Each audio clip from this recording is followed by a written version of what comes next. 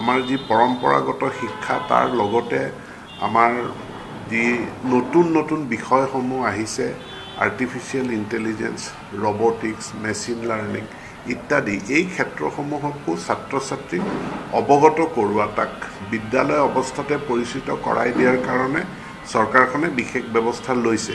যে মেডিকেলত আসনৰ সংখ্যা বৃদ্ধি কৰাৰ এটা নিৰ্দিষ্ট নিৰিখ ঠিক কৰা হৈছে যে আৰু 10,000 মেডিকেলৰ আসন মানে MBBS পঢ়িব পৰা ছাত্ৰ ছাত্ৰীৰ সংখ্যাৰ আসন বৃদ্ধি কৰাৰ কাৰণে বাজেটত প্ৰস্তাৱ কৰা হৈছে আৰু এই 10,000 বৃদ্ধি কৰি সৰ্বমুঠ আমাৰ 75,000 মেডিকেল সিট সৃষ্টি কৰাৰ লক্ষ্য লৈছে।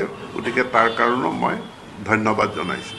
আমাৰ যি পৰম্পৰাগত শিক্ষা তাৰ লগতে আমাৰ যি নতুন নতুন বিষয়সমূহ আহিছে artificial intelligence, robotics, machine learning ইত্যাদি এই ক্ষেত্ৰসমূহকো ছাত্ৰ ছাত্ৰীক অৱগত কৰোৱা, তাক বিদ্যালয় অৱস্থাতে পৰিচিত কৰাই দিয়াৰ কাৰণে চৰকাৰখনে বিশেষ ব্যৱস্থা লৈছে।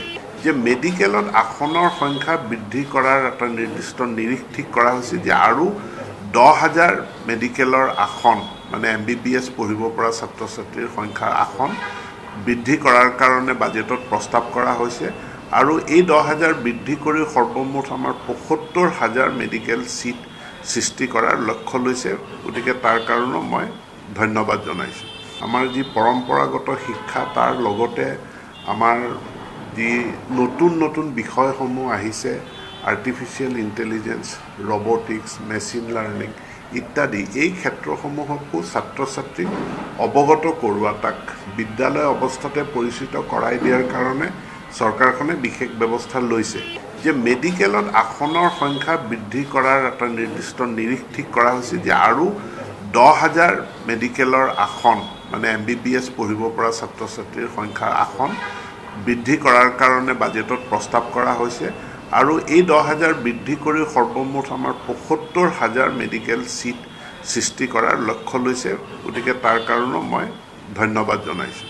আমাৰ যি পৰম্পৰাগত শিক্ষা তাৰ লগতে আমাৰ যি নতুন নতুন বিষয়সমূহ আহিছে artificial intelligence, robotics, machine learning ইত্যাদি এই ক্ষেত্ৰসমূহকো ছাত্ৰ ছাত্ৰীক অৱগত কৰোৱা, তাক বিদ্যালয় অৱস্থাতে পৰিচিত কৰাই দিয়াৰ কাৰণে চৰকাৰখনে বিশেষ ব্যৱস্থা লৈছে। যে মেডিকেলত আসনৰ সংখ্যা বৃদ্ধি কৰাৰ এটা নিৰ্দিষ্ট নিৰিখ ঠিক কৰা হৈছে যে আৰু 10,000 মেডিকেলৰ আসন মানে MBBS পঢ়িব পৰা ছাত্ৰ ছাত্ৰীৰ সংখ্যাৰ আসন বৃদ্ধি কৰাৰ কাৰণে বাজেটত প্ৰস্তাৱ কৰা হৈছে আৰু এই 10,000 বৃদ্ধি কৰি সৰ্বমুঠ আমাৰ 75,000 মেডিকেল সিট সৃষ্টি কৰাৰ লক্ষ্য লৈছে। গতিকে তাৰ কাৰণেও মই ধন্যবাদ জনাইছোঁ।